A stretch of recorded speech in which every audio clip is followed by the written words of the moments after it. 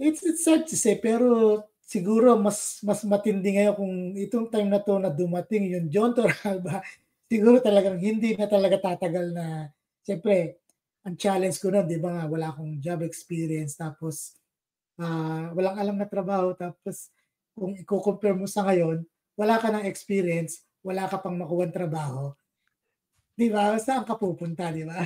Hmm.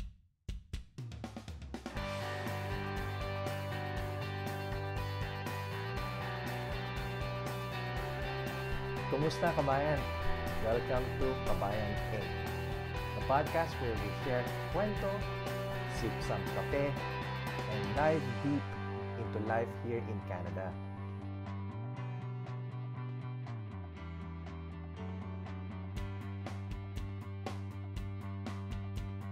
Every week, we'll sit down with inspiring Filipino Canadians as they share their journey from the challenges of being a newcomer to the successes they have built here in the Great White North.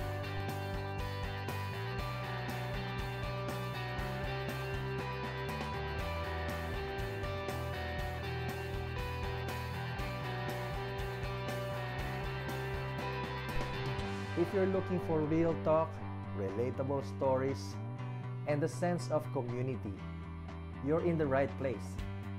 So grab your kape, get comfy, and join the conversation.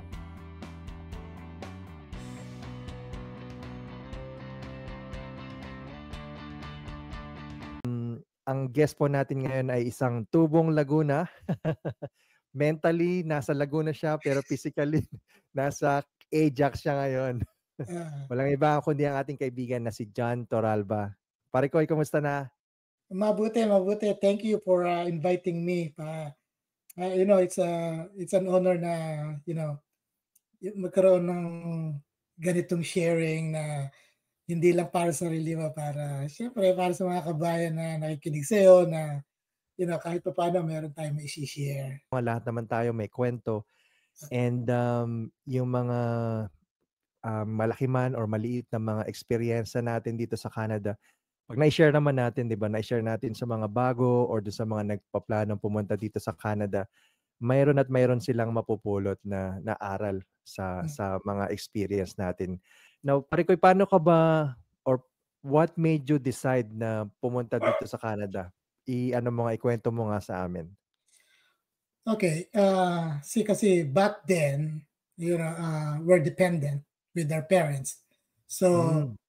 ngayon, yung sister ko, the eldest sister or sibling, siya yung unang Mhm. nakarating dito sometimes 1980s. Mhm. So, nakita niya na, parang mas maganda para sa future namin na, to be here with her, Hmm. right? So, back then talagang wala sa idea ko na I'm going abroad. Aha. Kasi yung at young age siyempre yung all you want to do is yung parang, gimmick dito, gimmick Gimik, do'n. bulakbol. Oo, I went to college na para bang that was the time na parang hindi ko alam wala pa akong plano kung ano bang gusto kong gawin sa future ko, yung mga gano'n ba parang Mm. tapos, dahil nga wala akong planong mag-abroad. Pero yung palibhasa nga dependent kami ng parents namin. So, Mhm. nung pumunta sila rito, sponsor ng, sister ko, lahat kami yung independent, ah, ano kami, nadala kami papunta rito. So, Mhm. it was a long journey honestly. Nung, nung nasa college ako, ayaw na ayaw kong mag-i-speak ng English kasi, it's not easy for us, 'di ba? Oo Kasi naman, oo naman. ta's nung dumating nga ako rito, kahit sabihin mo na suportado kami nung kapatid ko, pagdating dito siyempre kahit papaano wala silang pinagagawa sa'min, but I still have to, you do something Help out. for 'di ba, hindi ako puwedeng mag-depend sa kanila kasi, siyempre may pamilya na siya. Mm. Pagdating dito talagang, you know, big changes, big Mhm. adjustment at para bang all of a sudden you're in a whole new world. Mhm. So, parang gano'n na. So, What do you mean okay. bro na ano yung let's face it, 'di ba, pagka nasa Pilipinas tayo, may mga sitwasyon kasi na meron tayong maasahan na puwedeng tumulong sa atin. Now, yung sinasabi mo na it's a whole new world dito sa Canada, in what way do you mean na nabago? Kasi like naikuwento mo nga na, you know, na, gimik dito, gimik dun. Yun ba yung sinasabi mo na pagdating dito, seryosong klase ng buhay na agad yung dinatnan mo? Kasi sabi ko nga, ang buhay ko sa Pilipinas noon, estudyante, bulakbol. Pagdating dito, it's para bang, na-reverse yung, mentality mo at saka yung goal mo na it's about yung kailangan mong mag-improve, Mhm, kasi hindi puwedeng yung buhay mo sa Pilipinas gagawin mo dito kasi mhm, unang-una, kahit sabihin mo na nandito yung kapatid ko, kailangan ko pa rin isipin yung how I can, improve my life kasi nandito na ako, eh. mhm, So ayun, I tried na kahit paunti-unti schooling, ah, 'pag yung nakakita ng trabaho kahit ang mahirap sa'kin nun kasi, ah, wala akong experience sa trabaho. So, 'di ba, pagdating dito, kahit anong trabaho for me it was, my first job it wasn't easy because like I said, I never had experience working. Pagdating dito, kailangan lahat ng trabaho na matatanggap ka, it's not yung magugustuhan mo, yung matatanggap ka, 'di ba? So, gano'n, nag-start ako sa maliit na company lang, yung coffee shop ba. Tapos nag-start ako dun na, ang sa mentality ko no'n, I have to improve. I have to, you know, kung opportunity knocks, grab it. It doesn't matter kung gusto ko o hindi.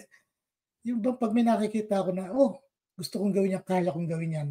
Ano, di ko sa ano na, I have to do it. I have to learn it. mhm. Yung paunti-unti bang gano'n, sabihin na it's a good way of thinking na 'pag nandito ka kailangan gano'n ang mentality mo na, Mhm. eh, Nung dumating ka dito, college student ka na nun or nakatapos ka oo, na? wala pa actually nung iniwanan ko sa Pilipinas, I was, second year college. Second year college? Oo, yung time na yun yung pang nag-iisip pa ako kung papalitan ko yung course ko, kasi nga sabi ko nga sa'yo, back then yung hindi ko pa iniisip yung future ko kasi I was, just going to the flow, kung anong Oo, nasa environment ko, 'di ba?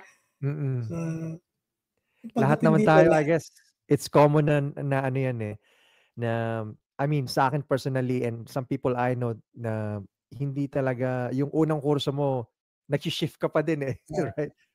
Parang you're still trying to find yung course na gusto mo and, yung ate mo ba may impluwensiya dun sa course na kinukuha mo or decision mo lang yun para lang makapag-start ka ng college?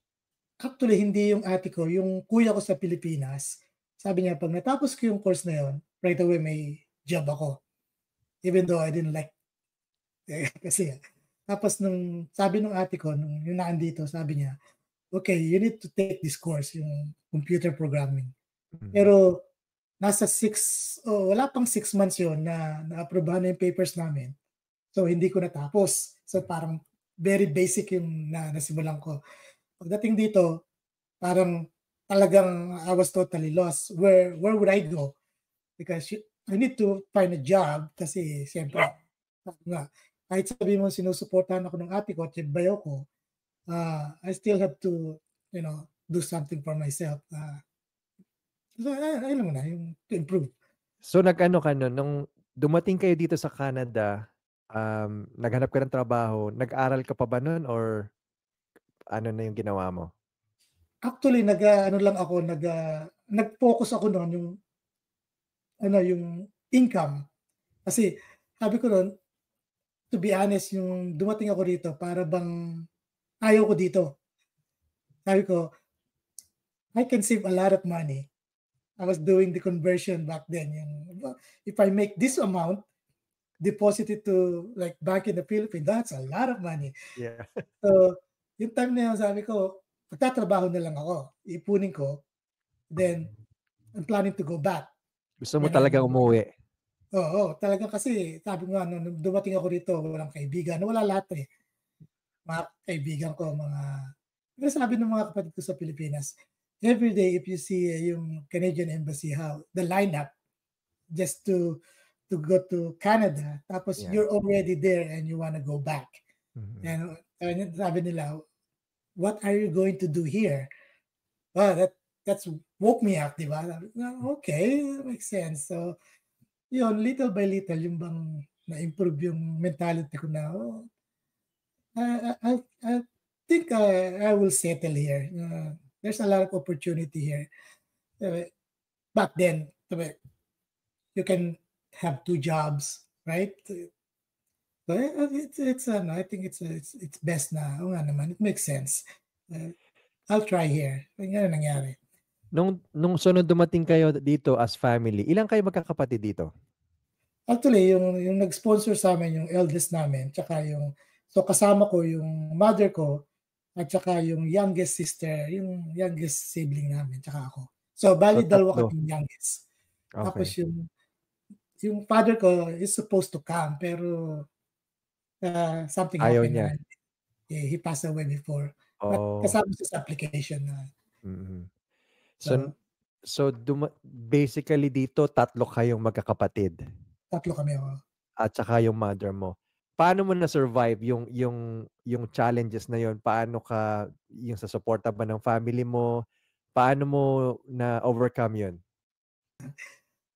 Ang iniisip ko na lang para mawala sa isip ko yung bumalik sa Pilipinas, ah, habang nagtatrabaho ako rito, nag-isip ako ng mga bagay na ba find friends, yung mga gano'n, para ba mawala yung isip ko kasi going back to the Philippines is another negative thinking for me, Mhm. Kasi ang ano naman, the question is what would you do there kung nando'n ka? So, to overcome yung mga gano'n, nag-isip ako ng mga bagay na, there's a lot of things to do in Canada.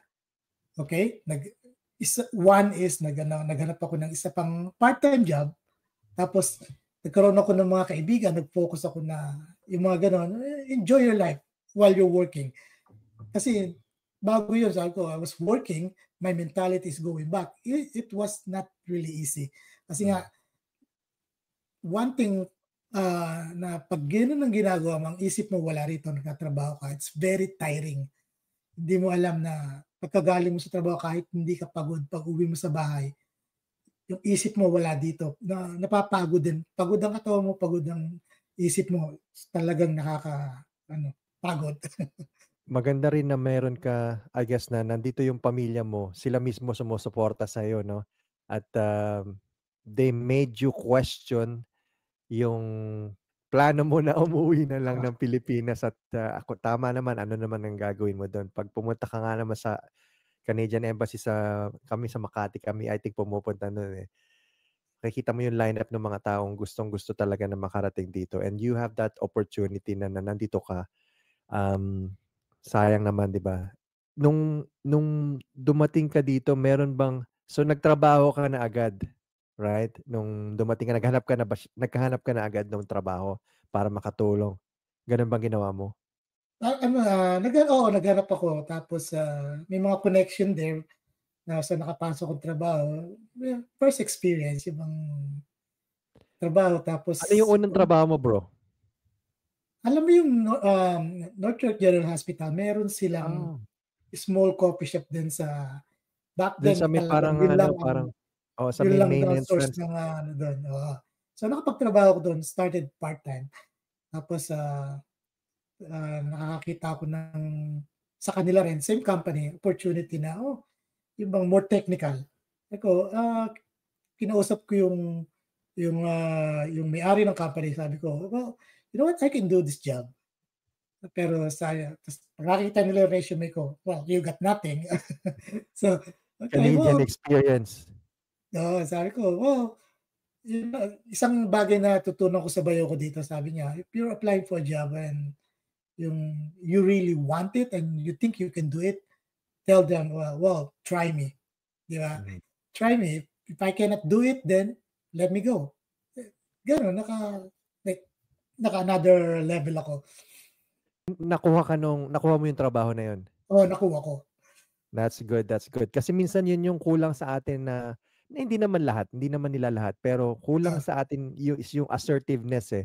Yun yung nakausap ko kasi na, um, naging kaibigan ko na ibang hindi siya Filipino and sabi nga niya yung general na observation niya, tayong mga Filipino is, sa trabaho 'pag kulang yung pagiging assertive natin na 'pag may gusto mm, tayo, we try to hindi nakakahiya naman kung tatanungin mo yung maging direct ka, right? ah, So, which is good on your part na naging assertive ka kasi go-getter ka, eh, right? In terms of, dun sa may-ari na sinabi mo na bigyan ka ng chance, kung hindi mo magawa, then, you can always fire me, right? So, from dun sa trabaho mo na yon, that led to what you're doing now or meron ka pang ibang mga trabahong napuntahan? actually yung naging linya ng trabaho ko naging gano'n na. Ang nakaka-ano dun, nakakatakot minsan sa akin, kasi wala akong experience, tapos ang next job ko it's involves electrical work. Mhm. One mistake, I'll probably, hurt and or dead. Pero yung naman, sa awa ng Diyos, yung trabaho na yun, they actually help you to learn, Mhm. teach you, they train you. Of course, they will not let you do the job unless you're, Fully knowledgeable. trained. Mhm.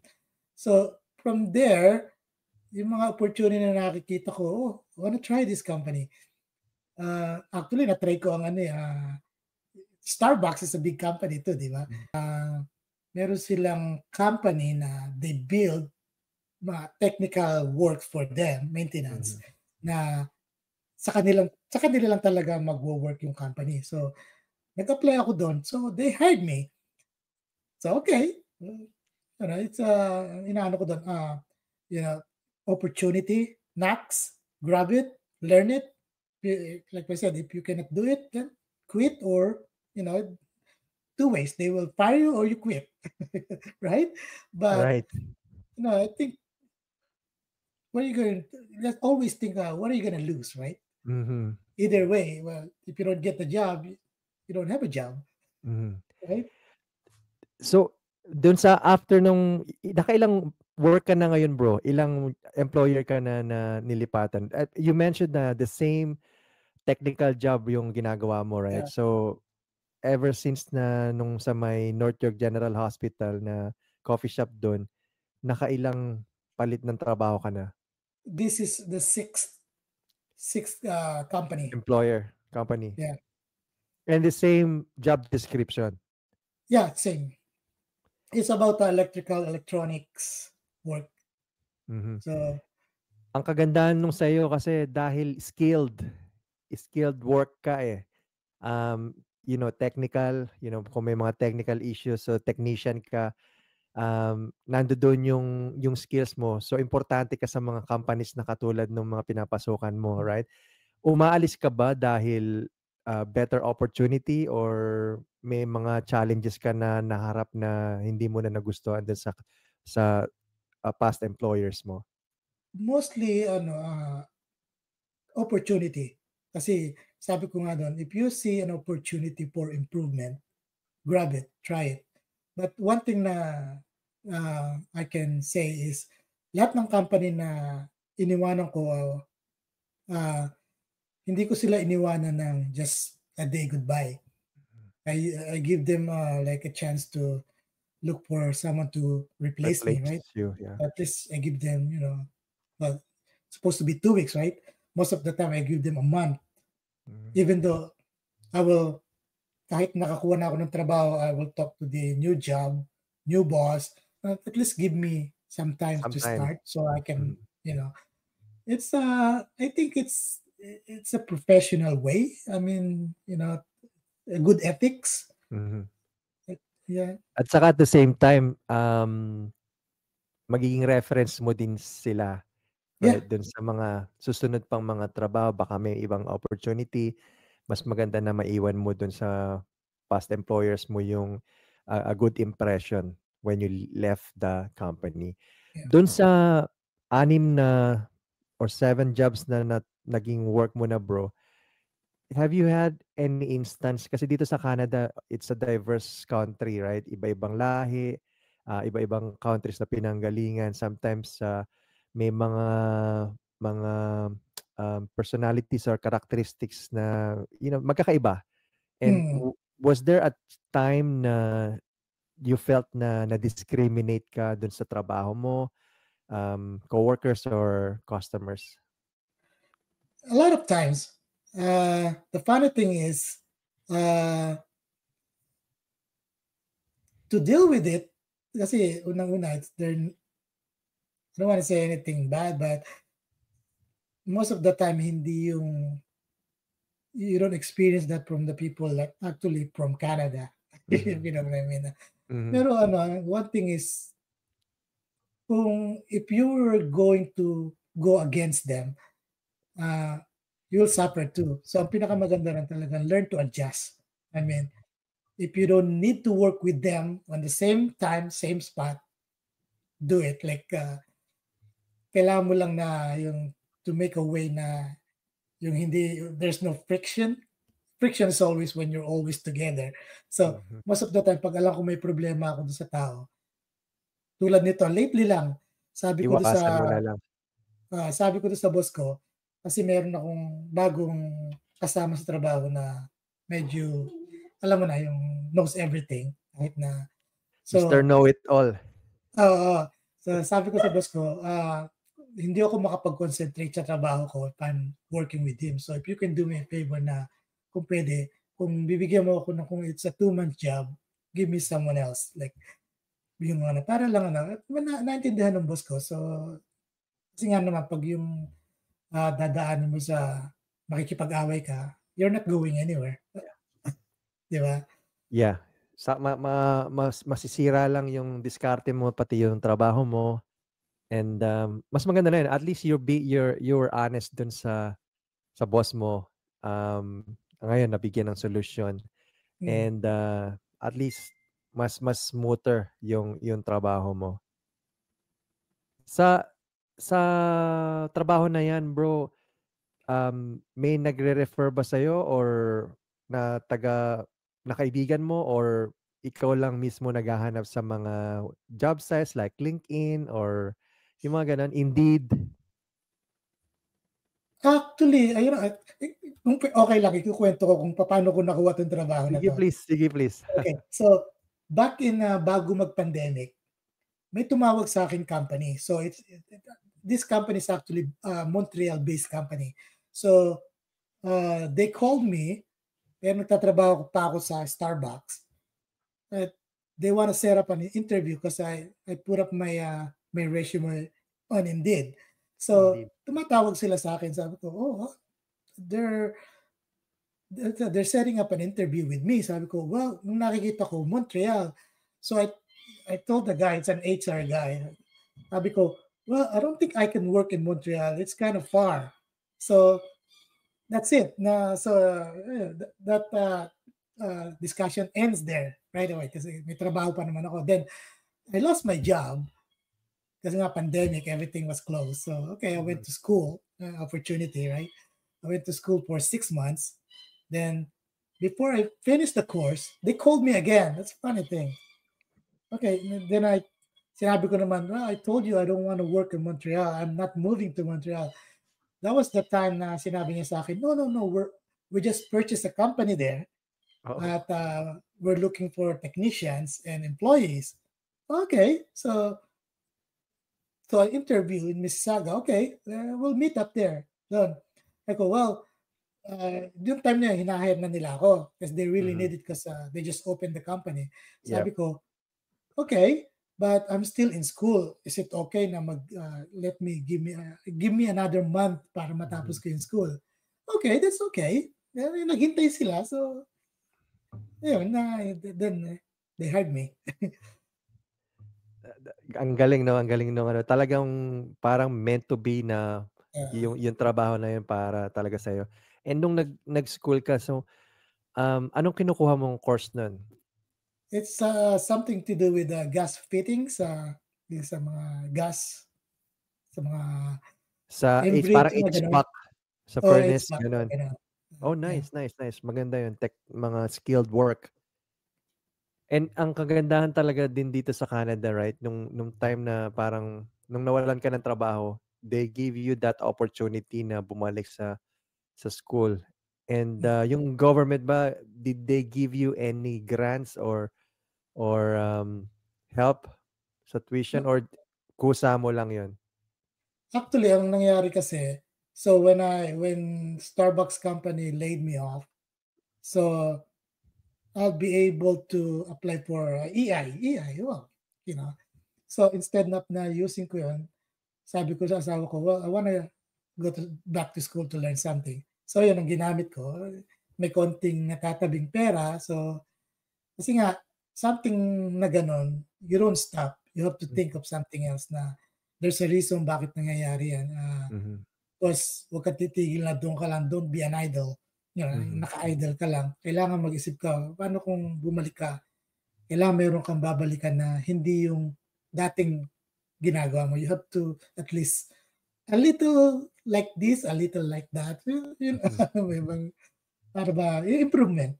Di ba? Mhm. And ang maganda kasi sa'yo, based dun sa kwento mo, observation ko lang is, you like working with your hands na gusto mo yung mga skilled jobs na gano'n. And tamang-tama yung kinukuha mo na, yung sa heating, HVAC Mm. siguro yun 'no, na yung mga fitting na ganyan. Oo. It's something that's skilled. And ang maganda dito kasi sa Canada, what I've noticed is, marami daw nabasa ko din na maraming nagre-retire diyan sa mga skilled trades.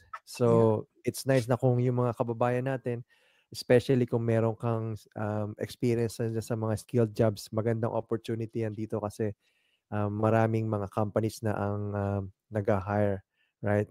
Not only here sa GTA, I guess sa buong Canada din naman. Now, kapatid, nung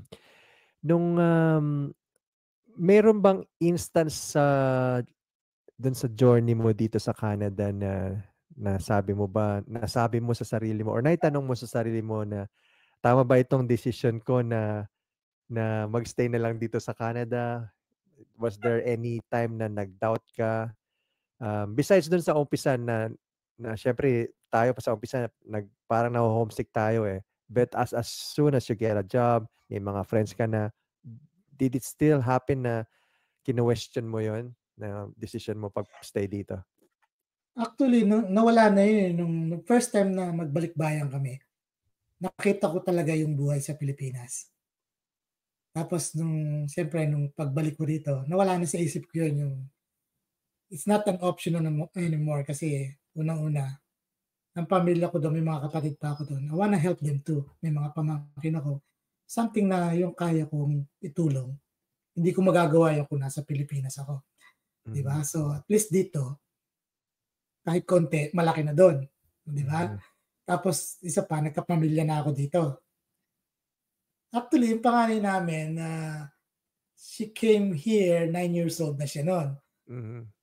So yung pangalawa ko, um, so magna-19 na siya. So So, tagal oo. So, dumating ka ba dito mga 80s or 90s? no, 1995, March 1995. 1995. Yeah, yeah. I think recession nung mga time na yan, eh. Oo, 1990s, early, na recession. Medyo mahirap ang trabaho, I guess, nung time na yun. Hindi naman? oo. Well, sa awa ng Diyos, never naman ako na sabihin nawalan ng trabaho. Nawalan ako ng part-time.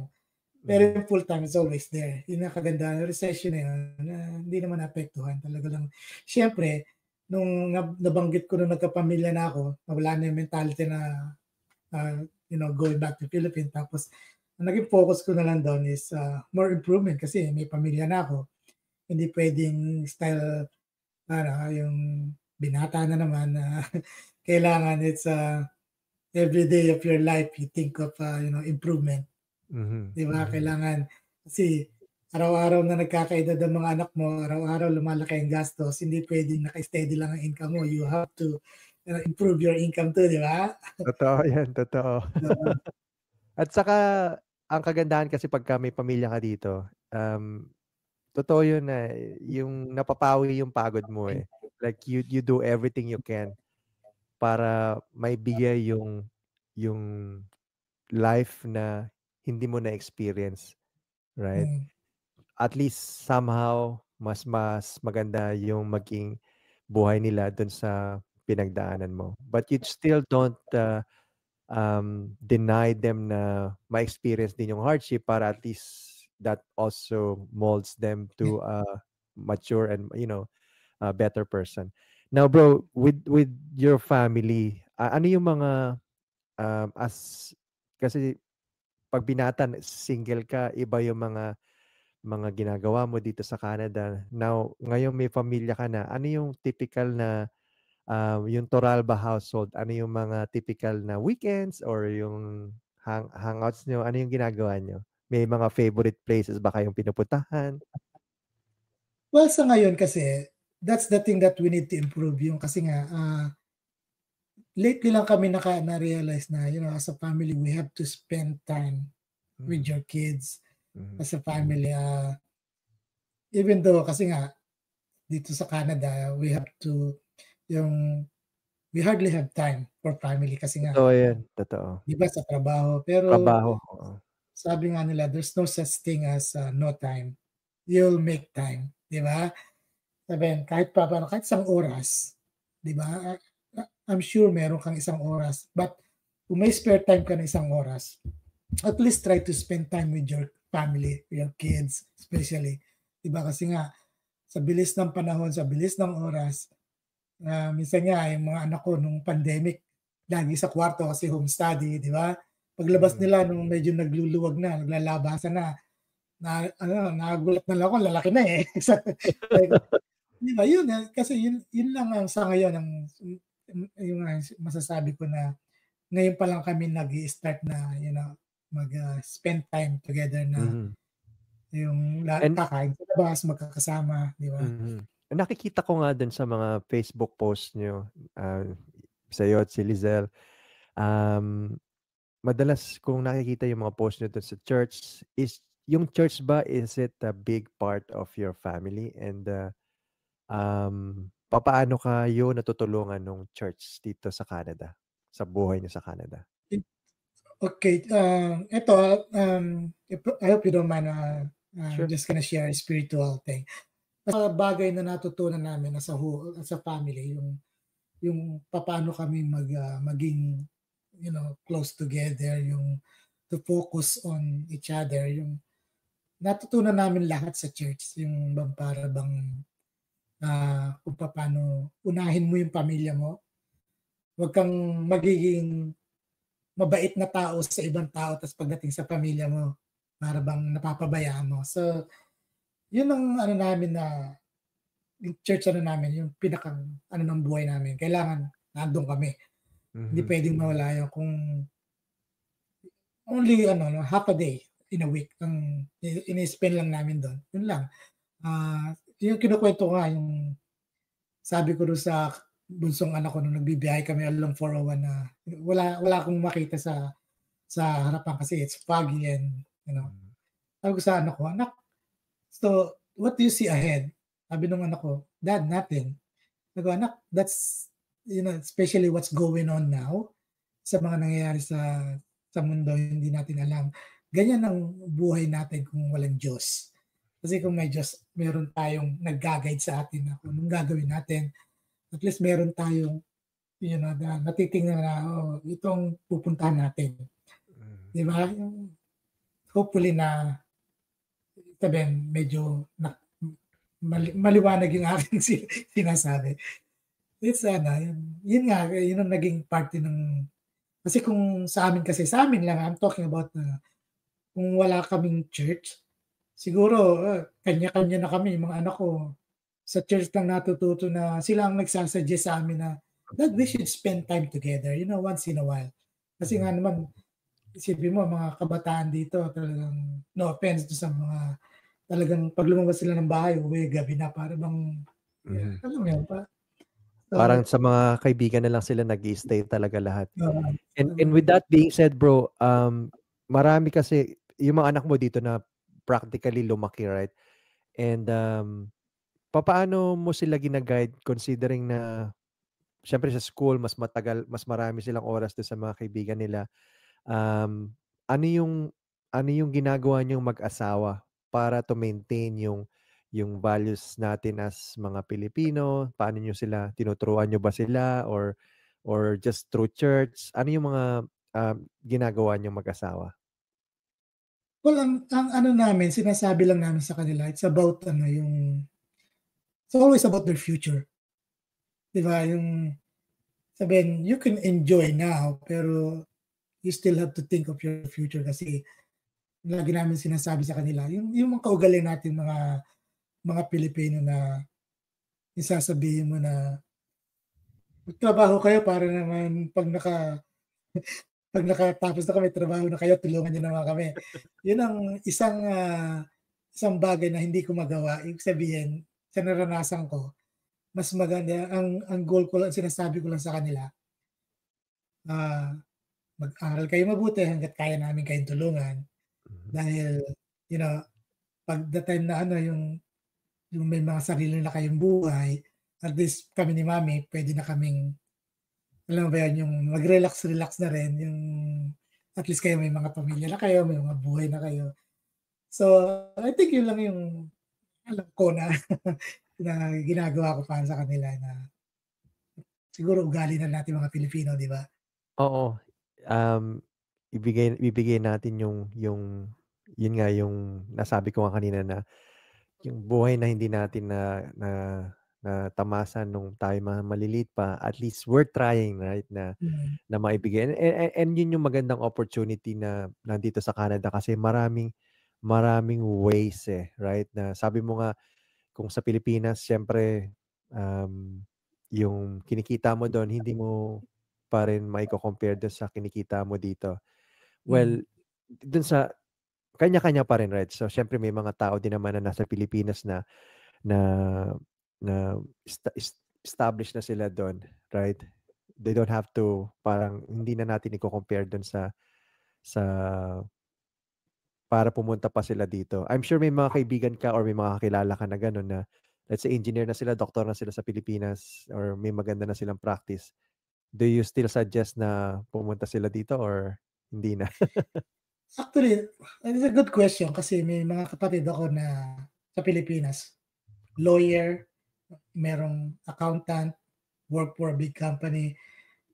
Pero yung sasabihin mo na pupunta pa sila rito, ah, hindi namin sila in-encourage kasi unang-una, para sa kanila mahirap mag-adjust nung gano'n ang trabaho nila pagdating dito, para bang kaya sa akin kasi kaya sila naging gano'n ng status nila kasi they work hard.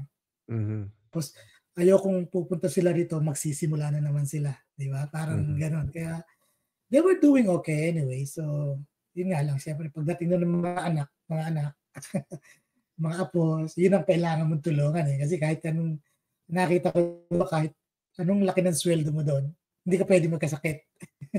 Yun lang Ikaw yung talaga, yung difference 'no, oo, between Philippines and Canada. Although siyempre sasabihin ng iba na hindi naman libre ang healthcare dito, magbabayad nakukuha pa rin sa tax natin yun. Pero may mga hindi ibig sabihin na let's say, maliit yung kinikita mo or malaki, pantay-pantay. You will still get, um, looked after sa mga hospital 'pag kailangan mo. May mga family mm. doctor, kung kailangan mo ng family doctor na or walk-in clinic, right? Hindi ka ba nangangamba na katulad sa atin na kailangan mong pang I think may mga gano'n 'di ba na nagde-deposit pa ng pera before ka tingnan ng doktor, right? So, Oo. talagang malaking pera pagka nagkasakit ka sa atin. Pero na-mention mo yun kasi may mga kakilala ako rito na mga kababayan natin na dumadating dito, they had a good job back home. Tapos may mga maliliit pa anak, tapos pagdating nila rito parang nag-aano sila na, "Oh, why did we come here?" Eh, parang they're planning to go back again. Pero I usually suggest or ano yung encouragement na, "You know, if I were you, I would think of just your children. Kasi kahit sabihin mo na magandang trabaho mo do'n, just focus on your children for now kasi maganda lang naman kasi makapag-start yung mga anak mo rito kasi kung ibabalik mo na naman sa Pilipinas, dadaanan naman sila dun sa lifestyle na marami ng gustong lumayo. So it's Mhm. better na just think of your children na lang, yung mga gano'ng bagay, 'di ba? Mhm. Kasi bro na Canada is different now from the time na dumating ka nung una. It's a big difference now. It's more challenging now. Kasi nga nung dumating ako doon kahit sabihin mo na wala akong job experience, I still have a lot of yung mga trabaho na Opportunities. napag-a-applyan na opening. Ngayon, siguro this is what I see, kung wala kang kakilala sa company, hindi ka basta-basta makakapasok ng isang trabaho lang. So that's, the more challenging now kaya marami ng nakikita ang Canada na pero sa'kin kasi, um, there's still opportunity, you just have to be patient and you have to keep looking. Mhm. Marami pa rin, marami. Kung makakausap mo yung John Toralba nung unang dating dito, ngayon siya dumating, 2025, Ah, would you still say na kaya mo yan? Anong sasabihin mo sa kanya? Would you sabihin na umuwi ka na lang ng Pilipinas or mag-stay ka dito? it's sad to say pero siguro mas matindi ngayon kung itong time na 'to na dumating yung John Torralba, siguro talagang hindi na talaga tatagal na siyempre ang challenge ko nun 'di ba nga wala akong job experience tapos, walang alam na trabaho tapos kung iko-compare mo sa ngayon, wala ka ng experience, wala ka pang makuhang trabaho, 'di ba saan ka pupunta 'di ba? Kasi Kasi nung unang-una araw, naman oo. kasi Napansin ko din dati nung araw, may marami ring agency kasi dun na pwede mong pasukan, oo, eh. yun pa isa nun na sila Para mismo. just to get your foot on the door and then, may experience ka na and then makakapag full-time ka na dun sa trabaho mismo, i-a-absorb ka na nila. Now, hindi, eh, 'di ba, sa dami ng kasi inallow nila mga students na magkaroon din ng, pinayagan nilang magtrabaho din. So, mas maraming competition ngayon. Ano yung mai-a-advice mo dun sa mga nagpaplanong pumunta dito or mga bago dito sa Canada? Ano yung mga importanteng bagay sa experience mo na sa tingin mo makakatulong sa kanila? Well, actually mostly naman ng pumupunta rito hindi sila katulad ng situation ko na, talagang walang alam sa trabaho, 'di ba? So usually yung mga dumadating ngayon, they have, may mga natapos sila, they have experience, job experience. Yun nga lang kasi ang nagiging challenge is yung changes, 'di ba? Sa'kin kasi 'pag dumating ka rito, it's might as well just ah, think of something na yung ginawa ko noon na wag mong iisipin yung iniwanan mo. Spend time ka or yung isipin mo kung papaano ka mag-a-adjust, kung papaano ka kasi kahit sabihin mo na kung bagong dating ka rito, kahit anong natapos mo, pagdating mo rito, you still have to yung sinasabi nilang back to zero. Not totally back to zero, pero consider it your situation na gano'n, back to zero. Kung kinakailangan mag-start ka sa mababang trabaho para lang maka-gain ka ng, yung Canadian experience na sinasabi nila, Mhm, mhm, do it. Kasi hindi naman habang buhay ka na yung bago ka rito gano'n ang experience mo, eh. Kasi by the time na naka-recover ka na, especially sa jet lag of course, 'pag may jet lag ka akala mo yung buong taon na yun parang hirap na hirap ka. Pero 'pag yung nasanay ka na sa buhay, marami ka ng ma-experience na yung, "Oh, ganito pala." 'Di ba? Yung, "Oh, gano'n pala yun." Yung mga gano'ng bagay na yung tsaka isa pa, 'pag nakita mo yung opportunity, do it. Kasi ang mga nakilala ko lang naman na mga bago dito na nahirapang maghanap ng trabaho, I can understand that. Pero ang one reason na nahihirapan silang maghanap ng trabaho kasi they're looking for the job, yung line of job nila, mhm. which I don't know if it is really possible right away.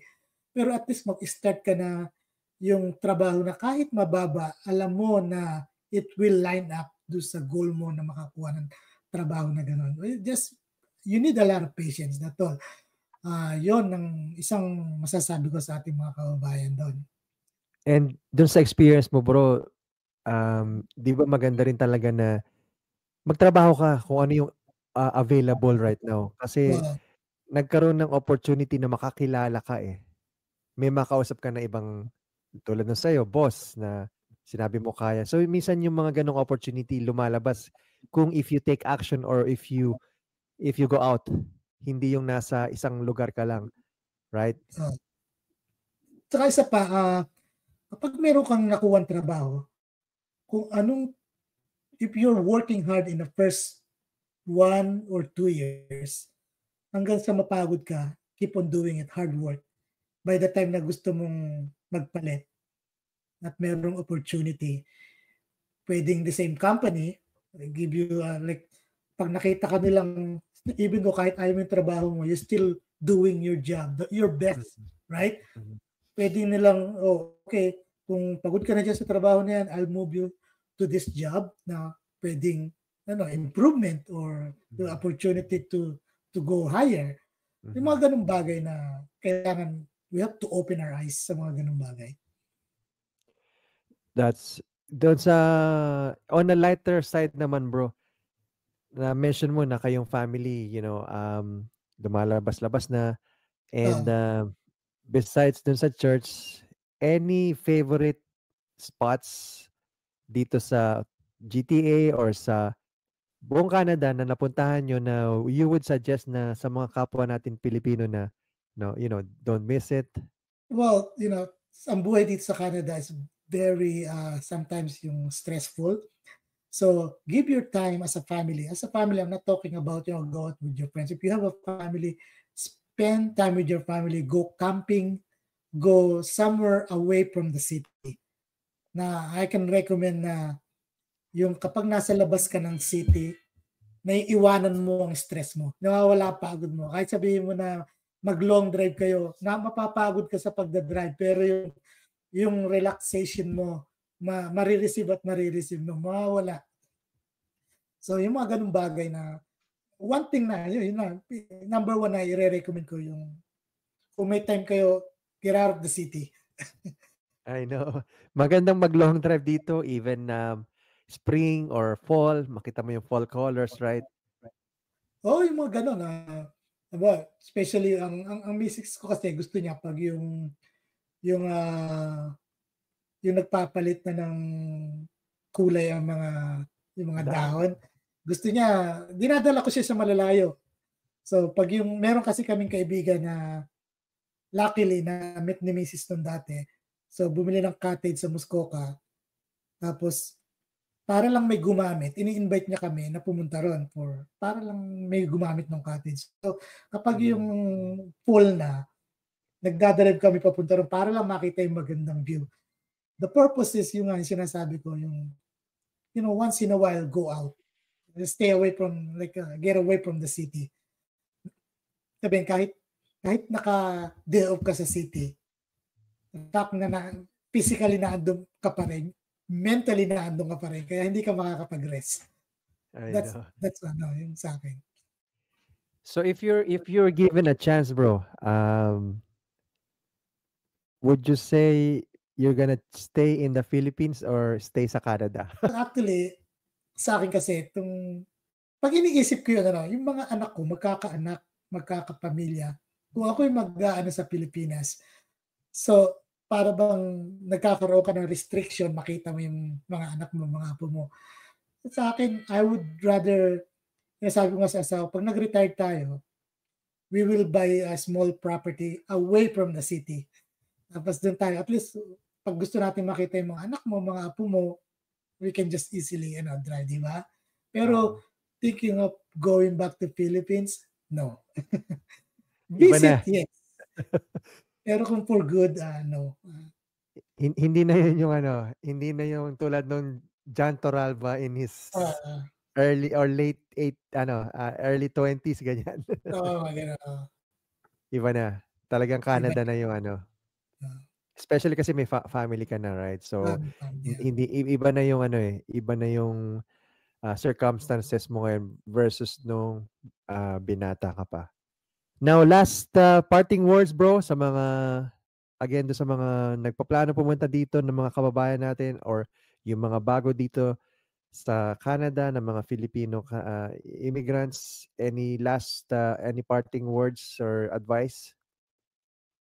I can say na I recommend na kung naandito ka na, um, just, do it. I mean, nandito ka na, it's another journey, big adjustment or probably, kasi kung nandito ka then you're going back to Philippines, that's another journey.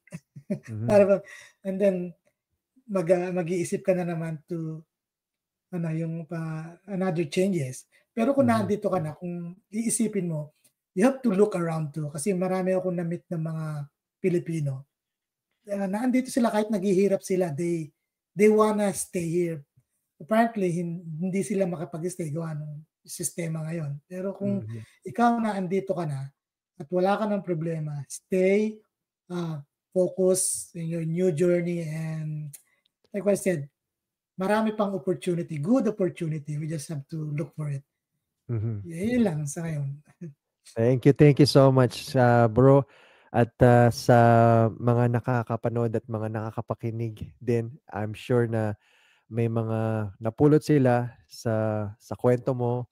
And again, maraming maraming salamat, bro, at sa iyong time and pag sa mga kinuwento mo life journey mo dito sa Canada. Anytime, anytime. Thank you for having me. It's a pleasure to help. A little thing, might be a big thing to those who need it, di ba? Of